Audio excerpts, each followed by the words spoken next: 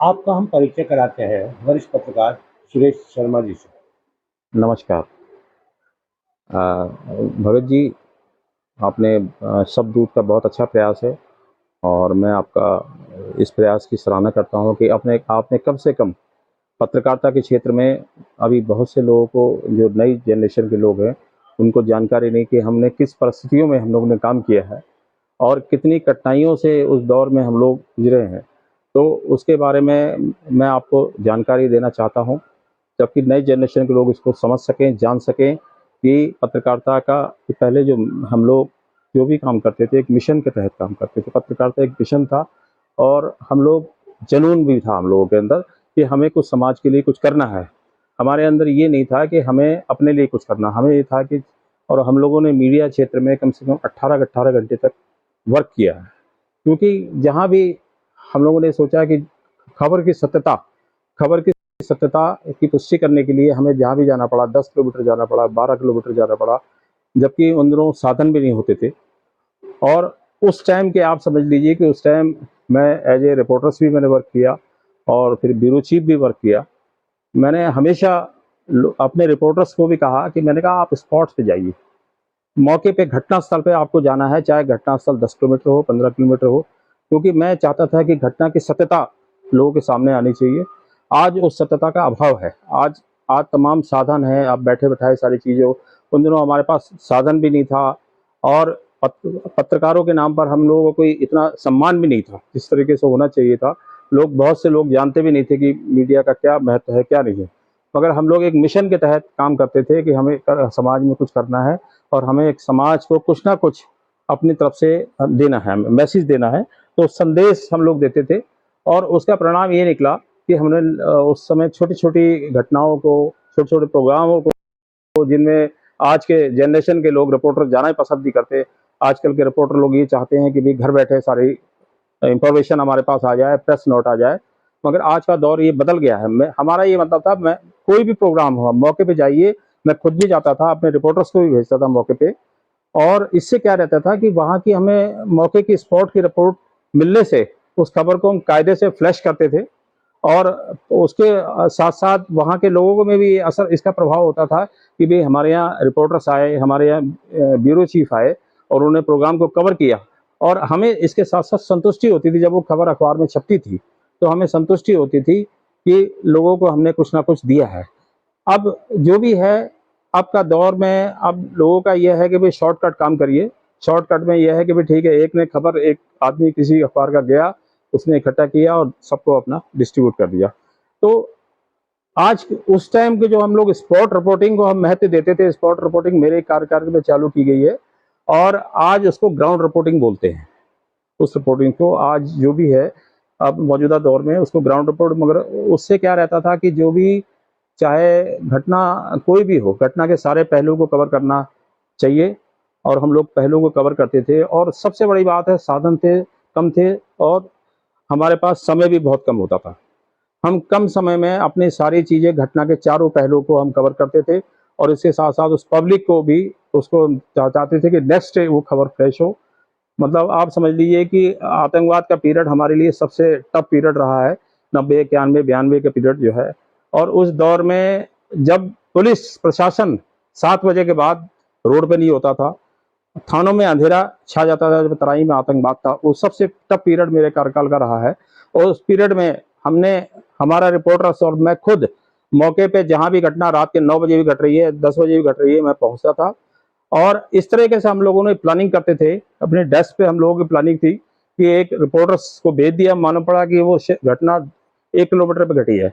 हमने अपने रिपोर्टर्स को भेज दिया कि आप मौके के अपने रिपोर्ट दीजिए हमें, जो घटना के पहलू है, जो प्रारंभिक जानकारी है। अब 5 मिनट के अंदर आपको प्रारंभिक जानकारी कितनी मिल पाएगी, मतलब जितनी भी मिल पाई उसने दी हमें।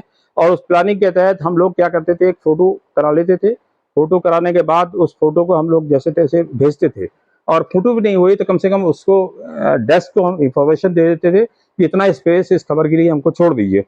चाहे वो 2 कॉलम की खबर हो, चाहे 4 कॉलम की खबर हो, जैसी जैसी घटना होती थी तो प्लानिंग के तहत हम लोग काम करते थे। तो उससे क्या रहता था कि नेक्स्ट डे वो खबर जो है, कंपटीशन का दौर था उन दिनों, और कोई अखबार होता नहीं था। अमर उजाला था, विश्व मानव थे, उत्तर उजाला था, यही सब 3-4 अखबार हमारे इस क्षेत्र में होते थे।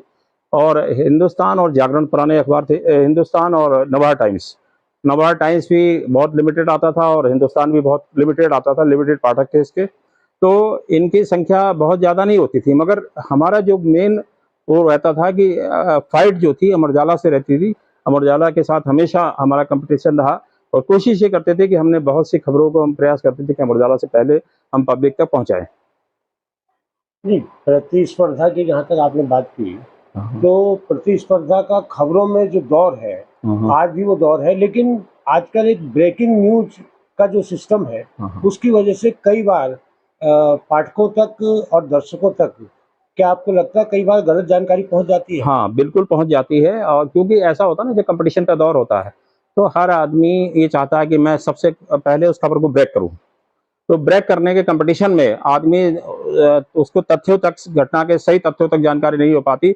इसी कारण बाद में उसको खबर को अपने रिवाइज करना पड़ता है या चेंज करना पड़ता है, या आपने उसके लिए माफ़ी भी मांगनी पड़ती है। कभी-कभी ऐसी परिस्थिति भी आ जाती है, क्योंकि एक होड़ होती है। मैं कह रहा हूँ ठीक है, आप खबर को 10 मिनट बाद दे दीजिए, मगर खबर आपकी ये होती है कि पाठकों के विश्वास के लिए, कि पाठक एक बार उसको पढ़ें, लगे कि हाँ भाई आपकी खबर, क्योंकि पाठक जो है आपकी खबरों पे विश्वास करता है।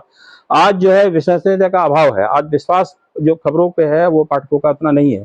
वो उस तरीके से ठीक है समझते हैं कि ठीक है खबर आई, मगर वो चाहता है कि दूसरी जगह भी क्या आई है, तीसरी जगह भी क्या आई है। तो उसको खबर को पुष्टि के लिए वो 3-4 जगह को उसको टैली करता है। पहले ये नहीं था, कि जो भी था हम लोगों ने अगर खबर दी है तो उस पे विश्वास होता था लोगों को, और उस पे पुलिस प्रशासन का भी रवैया था कि इस पे एक्शन कुछ ना कुछ होना चाहिए। अगर रिपोर्टर मौके पे गया है, उसने खबर को किया है, तो वो ज़रूर पुष्ट खबर होगी, और पाठकों के विश्वास के लिए हमें ये सब चीज़ करनी पड़ती थी। अच्छा, एक बात, खबरों में चूँकि ये समाज में जाती है और सभी पत्रकार को दायित्व होता है कि सही खबर और पूरी गंभीरता के साथ पाठकों तक पहुँचाए। लेकिन आजकल आप देख रहे होंगे कि जिस तरह से चीखते और चिल्लाते हुए एंकर बात करते हैं, तो क्या आपको ये नहीं लगता कि खबरों में गंभीरता का अभाव होने लगा है? हाँ, बिल्कुल होने लगा है, गंभीरता का अभाव होने लगा है। और इस तरीके से जो भी एंकरों की जो स्थिति है, मतलब शोर कम, और जो भी है आज खबरें, जो प्रेजेंटेशन है खबरों का, वो उतना अच्छा नहीं है, मगर शोर और कंपटीशन ज़्यादा है। और सबसे बड़ी बात है कि जो आज के दौर में जो टेलीविजन्स पे के दौर में डिबेट जो चालू किया है, डिबेट से मेरे ख्याल से इसको बंद कर देना चाहिए, कि डिबेट से एक माहौल ख़राब होता है। और डिबेट कभी भी आप ये समझ लीजिए, देखिए कोई भी आदमी जो भी है, डिबेट हो, मगर वो मर्यादापूर्ण हो, और कम से कम उस भाषा की मर्यादा को ध्यान में रखते हुए एक दूसरे का जो भी है किसी के ऊपर आरोप प्रत्यारोप जो भी लगाएं।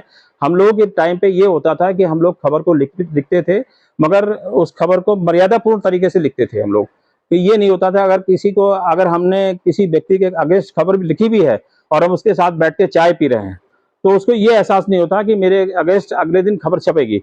हमने कभी भी ये उसको नहीं बताने का प्रयास किया कि हम एज ए रिपोर्टर साहब से बात कर रहे हैं, और हमने एज ए फ्रेंडली उससे बात करी। और अगले दिन जब वो खबर फ्लैश होती थी तो उसको लगता था कि शर्मा जी आपने जो है जो भी कमियां हैं शासन प्रशासन की, उनको पॉइंट आउट किया है, मगर आपने एक मर्यादापूर्ण तरीके से लिखा है। कभी भी आदमी को व्यक्तिगत रूप से, मतलब किसी पे टिप्पणी या आरोपित नहीं करना चाहिए, क्योंकि देखिए बीइंग एसडीएम या कोतवाल या जो भी होते हैं वो पदासीन होते हैं, मतलब पद पे, तो उस पे आरोप अगर पद पे हैं तब तो लगना चाहिए, मगर व्यक्तिगत रूप से उसके ऊपर आरोप नहीं लगना चाहिए। आप कुर्सी को कहिए कोतवाल ने ये किया, एसडीएम ने ये किया, प्रशासन ने ये किया, उसके लिए। मगर अब क्या होता है कि लोग व्यक्तिगत रूप से उसको ले जाते हैं, कहीं व्यक्तिगत नाराजगियां होती हैं, तो खबरों में अपने पर्सनल व्यूज इन्वॉल्व नहीं करने चाहिए। न्यूज को न्यूज के तरीके से लिखना चाहिए, खबर को खबर के हमारा कितना भी दुश्मन हो, कितना भी प्रतिद्वंदी हो, हम उसको एहसास नहीं कराने देते थे कि हम आपके अगेंस्ट खबर लिख रहे हैं। और यही कारण था आज समाज में हमारी छवि बनी हुई है। आज 35-40 साल के बाद भी हम समाज में उसी तरह मान सम्मान हमारा बना हुआ, जबकि हम लोग लीडिंग अखबारों में काम किया, दैनिक अखबारों में, जबकि हमारे ऊपर जिम्मेदारी थी, जवाबदेही थी। आज के समय में इतनी ज्यादा जिम्मेदारी नहीं है, इतने चैनल बन गए हैं एक दूसरे के ऊपर, मगर उस टाइम हमारे ऊपर अगर खबर को हमने लिख दिया तो हम ये सोचते थे अगले दिन अगर ये खबर पाठकों तक अगर सही पहुंची है तो हमें संतोष होता था कि लोगों ने उस खबर के बारे में 4 लोगों ने अच्छा कहा है। आज कोई खबरों की गंभीरता ही नहीं है, किसी ने कुछ लिख दिया, किसी ने कुछ लिख दिया। अब आदमी कंफ्यूजन की स्थिति में है आज के समय में। वो एक अखबार पढ़ेगा, दूसरा पढ़ेगा, टेलीविजन के दूसरे चैनल एक देखेगा, दूसरा देखेगा, तो इसके साथ साथ टीआरपी की जो होड़ चली हुई है, जैसे टीआरपी की होड़, ये भी गलत है। टीआरपी की होड़ में क्या होता है कि आदमी अपने आप को बड़ा साबित करने की कोशिश करता है। मैं कह रहा हूँ कि बड़ा साबित मत करो, आप अपने आप को खबर में देखिए, खबर चाहे छोटे अखबार की हो चाहे बड़े अखबार की हो, अगर हमारे टाइम पे भी एक किसी अखबार में खबर छप गई और वो खबर सही है, तथ्यों के आधार पर है, तो उस खबर को लोग ढूंढ के भी लोग पढ़ते थे। ये नहीं होता था कि साहब आपका अखबार आप 1000 कॉपी बेच रहे हैं, 500 बेच रहे हैं, 2000 बेच रहे हैं, 10,000 बेच रहे हैं, और अगर वो छोटा अखबार भी अगर खबर को पुष्ट करके और सत्यता के साथ छाप रहा है, विश्वसनीयता के साथ छाप रहा है, तो उस अखबार की चर्चा होती थी और लोग उसको खरीदते थे। मैंने कुछ टाइम के लिए आभास टाइम जो है आपके 76-77 में चलता था, कृष्ण कुमार गुप्ता, उनके एक रिपोर्ट मैंने उसमें लिखी थी कि मल्लीताल थाने में गाय जो है रोज नामचा खा गई। ऑन रोड मल्लीताल थाना है और यहाँ इंस्पेक्टर थे, यहाँ किसी समय में विजेंद्र जोयल एसएसआई रहे और वो इंस्पेक्टर होके गए थे मल्लीताल में।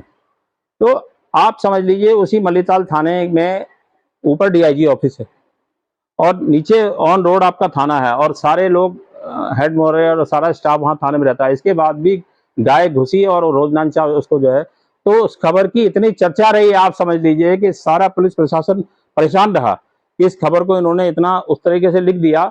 और वो इसके बाद वो पुलिस प्रशासन के अधिकारी गुड़िया जी तक भी आए, गुड़िया जी भी कहा कि साहब इस तरीके से बड़ी इस पे हड़कम हो गया, बड़ा एक्शन इस पे जो हो रहा है भाई। तो इस तरीके से हम लोग लिखते थे, मगर जब खबर सही है तो उसमें आप क्या कर सकते हैं। अच्छा, दो शब्द है, आलोचना और खिलाफ। हाँ हाँ, पत्रकारिता में इन दोनों शब्दों का क्या अर्थ है? देखिए आलोचना तो होनी चाहिए मगर स्वस्थ तरीके से होनी चाहिए, और खिलाफत का तो मेरे ख्याल से कोई औचित्य नहीं है। खिलाफ तो देखिए ठीक है भाई, आप मेरे कह रहे, मगर आलोचना अगर करें उसका जो है मर्यादित रूप से करें और किसी को व्यक्तिगत रूप से ना करें तो ज़्यादा अच्छा है। मगर अब आलोचना जो है व्यक्तिगत हो जाती है और एक इस तरीके से पार्टी बन के लोग उसमें, जो यही कारण है कि आज मीडिया के लोग पार्टी बन रहे हैं। और पहले ये नहीं था, कि पहले हम लोग खबर को लिखते थे और आपस में एक भाईचारा भी था, शाम को बैठते थे, शहर में भी अपना था, अपनापन था लोगों के अंदर, तो लोग रिस्पेक्ट करते थे मीडिया के आदमी की। मगर आज उस रिस्पेक्ट के अभाव है, अब आदमी समझता है यार जनरली इस खबर का कोई महत्व है नहीं, इस व्यक्ति का महत्व नहीं है। आज वो चीज़ें खत्म हो रही हैं आज के दौर में। अगर सरकारी नीतियों की कोई पत्रकार आलोचना करता है, तो क्या उसे सरकार के खिलाफ माना जाए या सरकार को आईना दिखाने वाला? नहीं, आलोचना अगर है करनी चाहिए, उसमें सही है तो करनी चाहिए, आईना दिखाने के लिए करनी चाहिए। हम भी करते थे, हम भी अपने टाइम पे अगर ठीक है डीएम की तरफ से कमी है या एसडीएम की तरफ से कमी है, व्यवस्था में कमी है, उसको लिखते थे, खुल के लिखते थे, ऐसा कुछ नहीं है। मगर वो लोग कभी भी उस चीज को व्यक्तिगत रूप से नहीं लेते थे। जब आलोचना आप सही तरीके से लिखेंगे, जब इसमें आप इन्वॉल्व पर्सनल नहीं होंगे, जब आप पर्सनल इन्वॉल्व हो जाते हैं तब शिकायतें आती हैं लोगों को, तब शिकवे शिकायतें होते हैं। आप आलोचना करिए, खुल के करिए, स्वस्थ तरीके से करिए, कोई दिक्कत नहीं आई। हमें तो आज तक किसी अधिकारी ने भी ये नहीं कहा कि शर्मा जी आपने ये खबर हमारे खिलाफ लिख दी। हमने लिखते थे और खुल के लिखते थे। ऐसा नहीं कि जो भी घटना दुर्घटना जो भी होती थी आतंकवाद के दौर में, यहाँ बदमाशों का पूरा माफिया का एक पीरियड एक ऐसा रहा यहाँ काशीपुर में। आप उमेश पहलवान से, शकील पहलवान से लेकर, गंटोरे से लेकर, मिंटू से लेकर, इसका इतना आतंक और टेरर था कि कोई किसी की बोलने की हिम्मत नहीं होती थी। और उस दौर में हम लोग स्पॉट पे जाते थे और जब हम पूछते थे मौके के एविडेंस, जो मौके के लोग होते थे सारे लोग मना कर देते थे, भाई मुझे कोई जानकारी नहीं है, हमें कोई घटना की जानकारी, हम नहीं जानते सब किसने किया क्या किया। उस टाइम पे हमारे लिए बड़ा जोखिम भरी रिपोर्टिंग थी। हम लोग सारी खबरों को उसको अंदर खाने निकालते थे और उसको लिखते थे और खुल के लिखते थे उनके खिलाफ। ऐसा कुछ नहीं कि हमने कहीं दबी जबान में लिखते थे कि एक बदमाश ने ये कर दिया, ऐसे कुछ नहीं। उनके नाम से खबर को फ्लैश करते थे। और आज तक इतने साल के पीरियड में वो कभी भी, जब भी वो लोग मिले, उन्होंने कभी भी हमसे कोई शिकवा शिकायत नहीं, मिलते थे, कभी कभी किसी जगह मुलाकात भी होती थी, बस ये कहते थे कि भाई साहब जरा थोड़ा कृपा दृष्टि बनाए रखना। मगर हमने कहा भी देखिए आप अपना काम कर रहे हैं, मैं अपना काम कर रहा हूँ। मगर उन्होंने कभी मेरे को धमकी या थ्रेटिंग्स या इस तरह की कोई बात नहीं करी। जबकि लोगों की उस टाइम ऐसे ऐसे लोगों की हिम्मत नहीं पड़ती थी किसी के साथ उसका नाम ले दे या कोई उनके खिलाफ एक शब्द बोल दे। मगर हमने उस टाइम जोखिम भरी पत्रकारिता उस टाइम भी की और आतंकवाद के पीरियड में भी की और खुल के आतंकवादियों के खिलाफ लिखा हमने। हालांकि कई बार आतंकवादियों से थ्रेटिंग लेटर्स भी मिले हम लोगों को, मगर हमने इसकी परवाह नहीं करी। मैंने कहा जीवन है, एक बार होना है, जाना तो एक ही बार है, जब मौत लिखी होगी जाएंगे। तो हमने सारे घटनास्थल, जब आप समझ लीजिए कि बलविंदर सिंह बिंदा पतरामपुर में उसको मारा था बलवंत सिंह बिंदा को गन्ने के खेत में, तो आप ये समझ लीजिए कि दैनिक जागरण में मैं था, मेरे विजय विनीत बहुत ही तेज तर्रार रिपोर्टर थे, डेस्क पे थे, वो आए सुबह 6 बजे, क्या ऐसी ऐसी घटना हो गई, आपको पहुंचना, साथ चलना। मैंने कहा ठीक है। मैं चूंकि उस टाइम क्या था कि ब्यूरो इंचार्ज जो है उसके जसपुर क्षेत्र भी उसके अंडर में होता था, काशीपुर और रामनगर बाजपुर मेरे अंडर में ये पूरा क्षेत्र था। तो घटना के बारे में मैंने कहा ठीक है चलते हैं, और सुबह 6 बजे हम लोग यहाँ से चले, 6:30 तक वहाँ पतरामपुर हम लोग पहुँच गए। और उसके घटना को हमने, आप समझ लीजिए कि डेयरिंग हम लोगों ने रिस्क लेके, कितना गन्ने के खेत में आतंकवादी छुपे हुए थे, फोर्स सब खड़ा हुआ था बाहर, सारी पब्लिक खड़ी हुई थी और सब हमको मना कर रहे थे कि आप लोग अंदर मत जाइए, मगर हम लोगों ने, दोनों ने अंदर घुसे कि ठीक है जीवन में मरना एक ही बार है, और घुसे। उसकी डेड बॉडी को हम पलटा, हम लोगों ने, दोनों ने, और पलट के उसके फोटोग्राफ्स लिए और फोटोग्राफ लेके उस खबर को फ्लैश किया। और उस खबर को फ्लैश करने का परिणाम ये निकला कि आप ये समझ लीजिए कि उस दिन एक एक कॉपी जागरण की हमारी 50-50 रुपए में बिकी थी। और पब्लिक का इतना जबरदस्त अखबार के प्रति वो था कि आपने, जबकि पुलिस प्रशासन उसको अपने स्टोरी फ्रेम कर रहा था अवार्ड के लिए, वो सारी स्टोरी को हम लोगों ने पलट दी। तो जब आप मौके पे तो जाएंगे तभी आपको सत्यता मिलेगी। जबकि उसको मारा, और उसके गैंग के लोगों ने ही मारा था, अपने लोगों ने, किसी ने नहीं मारा था, मगर ये लोग सब श्रेय लेना चाहते थे। तो हमने इस तरीके से जब भी काम किए, जहां भी घटना सूचना मिली, तो इस तरह की जोखिम भरी पत्रकारिता, मगर हमें कोई किसी प्रकार की, निडर होकर काम किया, हम लोग निष्पक्ष होकर काम किया, और आज हमें सेटिस्फेक्शन है, कोई हमारे पर आरोप प्रत्यारोप नहीं लगा सकता। इसी शहर के अंदर हैं और बरसों से हैं, और आज भी समाज में मान सम्मान हमारा उसी तरह बना हुआ है।